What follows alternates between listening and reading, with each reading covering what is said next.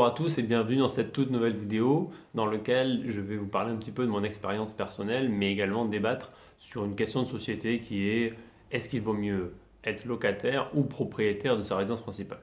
Je ne vais pas débattre sur la question du point de vue de l'investissement locatif futur, c'est-à-dire est-ce qu'il vaut mieux être propriétaire de sa résidence principale pour pouvoir investir. Non, on va parler simplement de l'aspect financier de la chose, c'est-à-dire est-ce que c'est intéressant financièrement d'être propriétaire ou est-ce qu'il vaut mieux être locataire. Bon, moi j'ai eu deux expériences différentes, totalement différentes, qui sont dans les deux cas, si vous voulez, dans les deux cas, j'ai été propriétaire de ma résidence principale, mais qui ont des impacts financiers qui sont totalement différents sur ma trésorerie. Donc, le premier, ça a été quand je suis arrivé à Paris.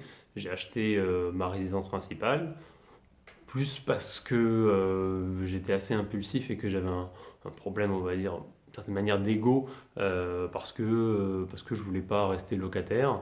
Et aussi que lorsque j'ai fait mes démarches pour être locataire, en fait, et de passer d'un studio à un T2, je me suis retrouvé confronté à ce que tout le monde peut être confronté en région parisienne lorsqu'il cherche à louer, c'est voilà, des dossiers sérieux à remplir, etc.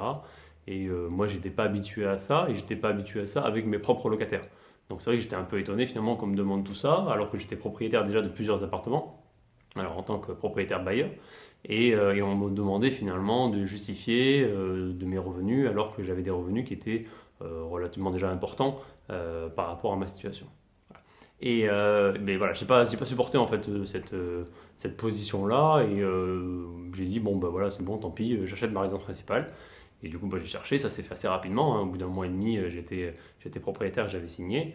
Mais voilà, c'était pas le meilleur achat de ma vie, ça c'est clair, de loin le pire même, puisque j'ai acheté pour rien vous cacher, 170 000 euros 38 mètres carrés, donc tout compris hein, avec les frais de notaire, donc 170, 38 mètres carrés en région parisienne proche de Disney. Et j'ai revendu là, il y a un peu plus de 6 mois maintenant, j'ai revendu moins de 160 000 euros, donc j'ai perdu quasiment 15 000 euros. Quasiment 15 000 euros en 2 ans. Donc c'est clair que c'est pas l'opération du siècle. Et finalement, alors j'avais mis un peu d'apport en plus. Donc c'est vrai que j'avais un loyer qui était équivalent quasiment qui était équivalent au crédit, sauf que ben, dans l'histoire j'ai quand même perdu 15 000 euros. Donc bon, c'était pas un choix intelligent de ma part, loin de là. Néanmoins j'aurais pu me dire bon bah non je vends pas, je perds pas 15 000 euros, à ce moment-là je le garde et je le mets en location. Ce qui est vrai, j'aurais pu faire ça. Néanmoins je me retrouvais avec un crédit qui était équivalent finalement au loyer que j'allais récupérer, à la différence près que j'avais mis beaucoup d'apports et que du coup je me retrouvais complètement bloqué. Et j'avais cet argent-là qui était bloqué finalement sur ce bien, quoi. Donc j'ai préféré tout vendre, récupérer mon apport, quitte à perdre 15 000 euros, voilà, bon bah, tant pis. Mais au moins je partais ailleurs faire un autre projet qui me rapportera plus que ça, quoi. Voilà. Et du coup, ben, j'ai racheté ma résidence principale à la suite de ça. Je l'ai même acheté avant d'ailleurs. Euh, bon, enfin, pendant la vente. Et ben là, voilà, c'est une opération qui est totalement différente. Alors, c'est vrai qu'on s'est éloigné de la région parisienne, hein, on est perdu à la campagne. Mais au final, je me retrouve avec un produit qui est donc en dessous du prix du marché.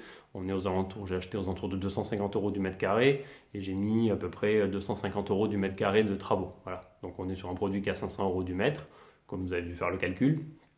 Et donc on arrive à un produit enfin, à quasiment 100 000 euros. Voilà, quasiment 100 000 euros. Et du coup, un crédit finalement de 500 euros par mois. Voilà, 500 euros par mois. Alors que si je le mettais ce produit-là aujourd'hui en location et que j'empruntais la totalité cette fois, si je mettais ce produit en location, je l'aurais peut-être 650 euros par mois. Vous voyez. Donc déjà, on est malgré tout positif. Alors c'est vrai que c'est pas la folie parce que bon, il y a quand même des charges, il y a quand même des impôts à payer. Si je le remettais en location, ça serait pas si évident.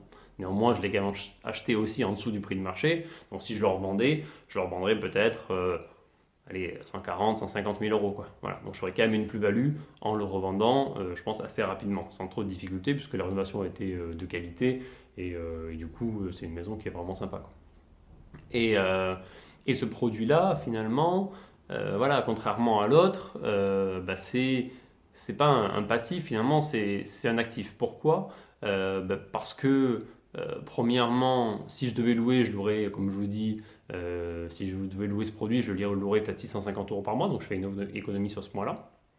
Et en plus, une petite astuce, mais bon, ça tout le monde n'est pas dans cette situation-là, c'est que les bureaux de club immobilier font partie finalement de cette résidence principale et club immobilier loue des bureaux, me loue des bureaux, voilà. Et ben, étrangement, ce loyer correspond au montant de notre crédit, ce qui fait qu'aujourd'hui on est quasiment logé à titre gratuit finalement par club immobilier.